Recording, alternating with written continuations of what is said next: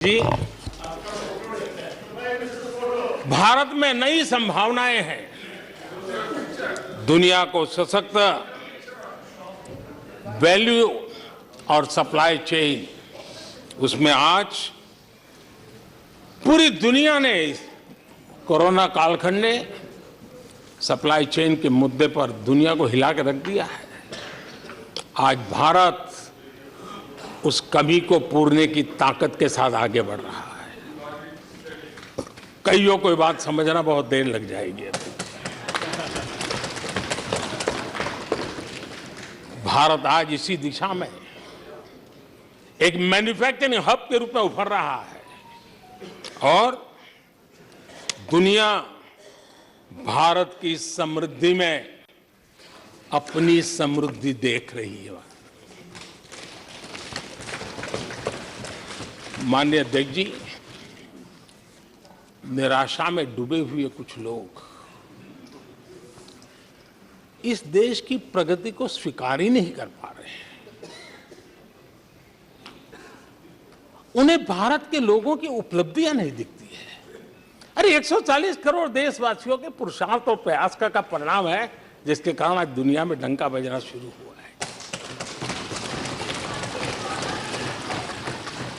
उन्हें भारत के लोगों के पुरुषार्थ और परिश्रम से प्राप्त उपलब्धियां उनको नजर नहीं आ रही हैं। माननीय अध्यक्ष जी, पिछले 9 वर्ष में भारत में 90,000 स्टार्टअप्स और आज स्टार्टअप की दुनिया में हम दुनिया में तीसरे नंबर पर पहुंच चुके हैं।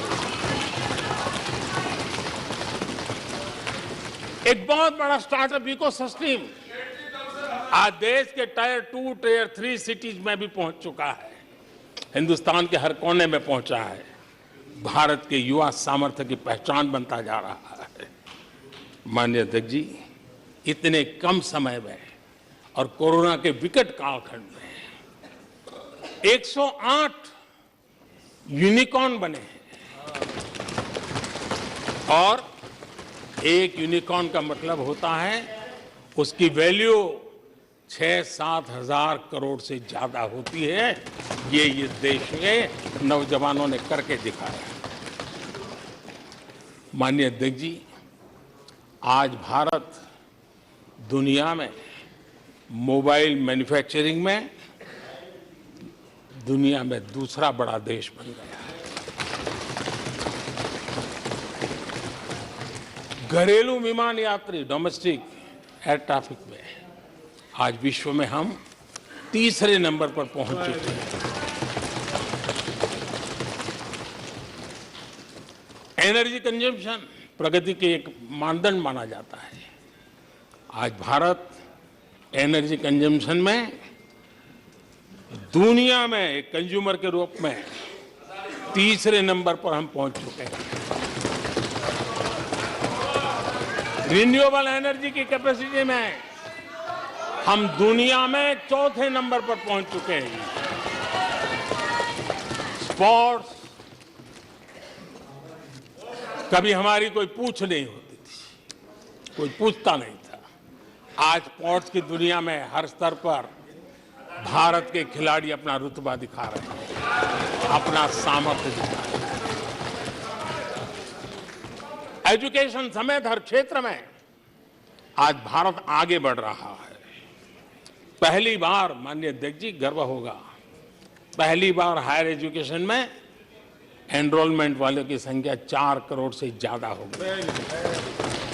इतना ही नहीं, बेटियों की भी भागीदारी बराबर होती जा रही है।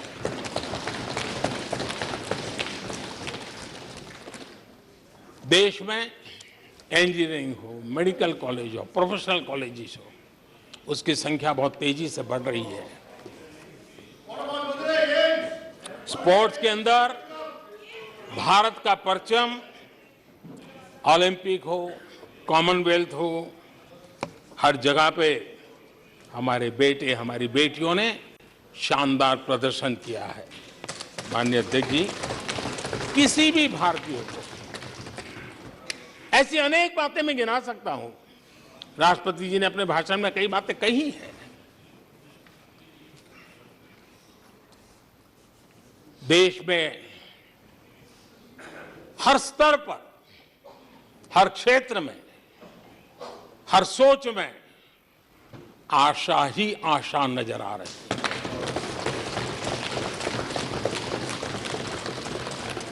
एक विश्वास से भरा हुआ देश है, सपने और संकल्प लेकर के चलने वाला देश है।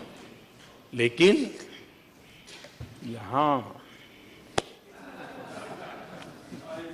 कुछ लोग ऐसे निराशा में डूबे हैं, ऐसे निराशा में डूबे हैं। काका हाथरसी ने एक बड़ी मजेदार बात कही थी। काका हाथरसी ने कहा था, आगा पीछा देखकर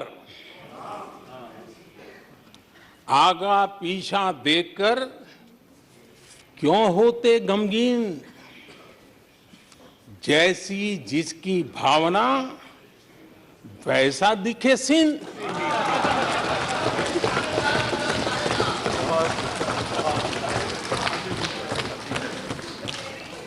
आदरणीय अध्यक्ष जी, आखिर ये निराशा भी ऐसे नहीं आई है।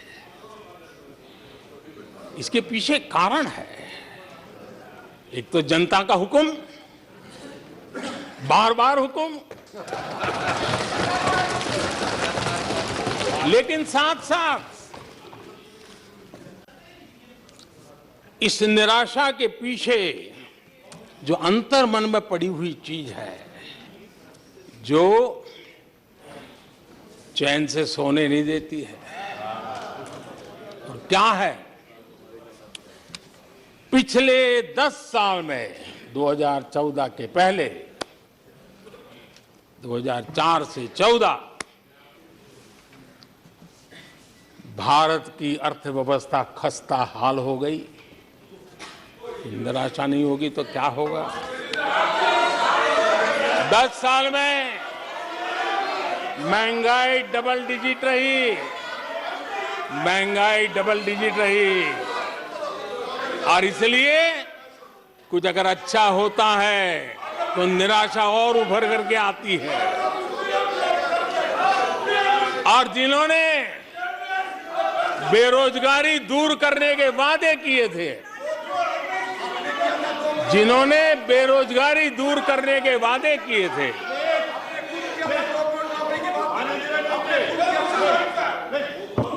माननीय अध्यक्ष जी,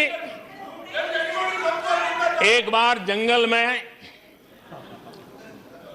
2 नौजवान शिकार करने के लिए गए और वो गाड़ी में अपनी बंदूक नीचे उतार करके थोड़ा टहलने लगे। उन्होंने सोचा कि थोड़ा अभी आगे चलना है तो थोड़ा जरा हाथ पैर ठीक कर ले, लेकिन गए थे तो बाघ का शिकार करने के लिए, और उन्होंने देखा आगे जाएंगे तो बाघ मिलेगा। लेकिन हुआ ये कि वहीं पर बाघ दिखाई दिया। अभी नीचे उतरे थे, अपनी गाड़ी में बंदूक वहीं पड़ी थी। बाघ दिखा, अब करे क्या? तो उन्हें लाइसेंस दिखाया कि मेरे पास बंदूक का लाइसेंस है।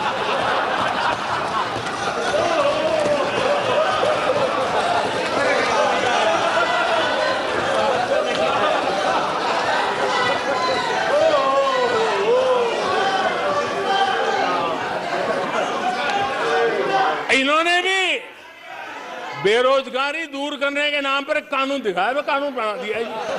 अरे देखो, कानून बना दिया है। ये इनके तरीके से पल्ला झाड़ दिया।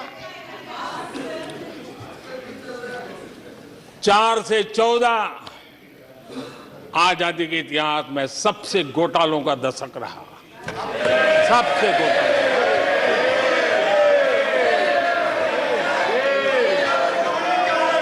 वही 10 साल, यूपीए के वो 10 साल, कश्मीर से कन्याकुमारी,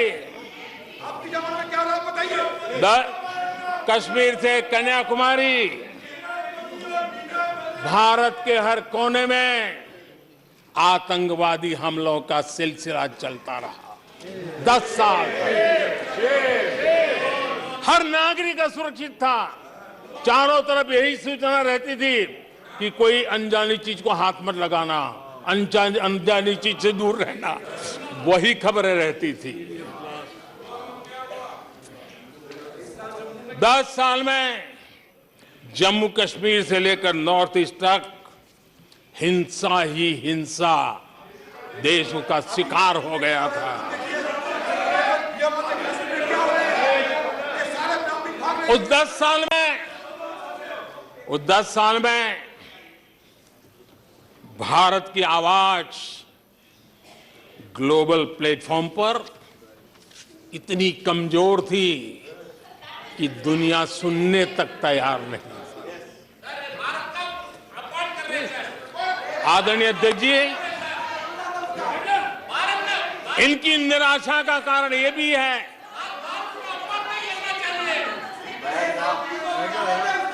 आज जब देश की क्षमता का परिचय हो रहा है, 140 करोड़ देशवासियों का सामर्थ्य खिल रहा है, खुल करके सामने आ रहा है। लेकिन देश का सामर्थ्य तो पहले भी था, लेकिन 4 से लेकर 14 तक इन्होंने वो अवसर गंवा दिया। और यूपीए की पहचान बन गई, हर मौके को मुसीबत में पलट दिया, हर मौके को मुसीबत में पलट दिया। जब टेक्नोलॉजी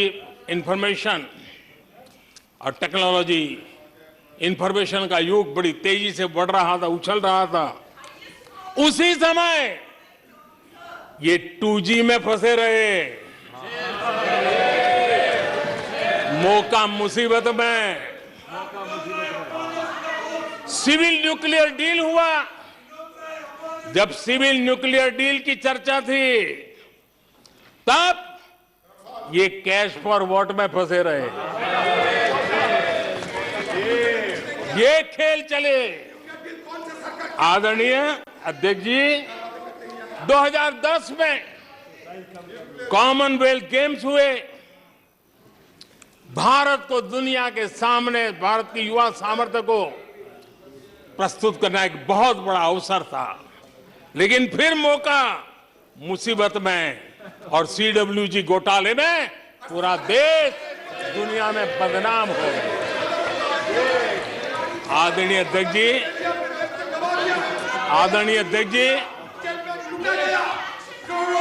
सदी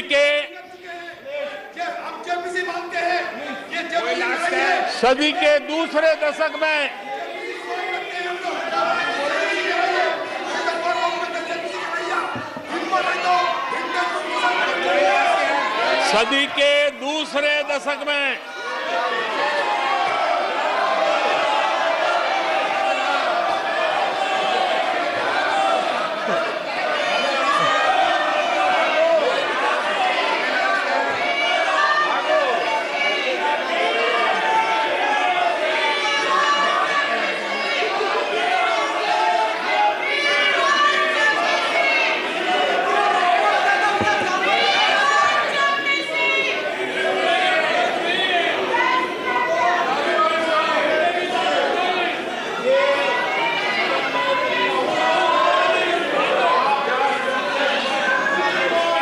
उचित नहीं है, यह संसदीय परंपराओं के अनुरूप नहीं है। आप बिना तथ्यों के बोलते हैं और फिर सुनते नहीं हैं। प्लीज बैठिए। नो, बैठिए। No no no no no. आदरणीय अध्यक्ष जी,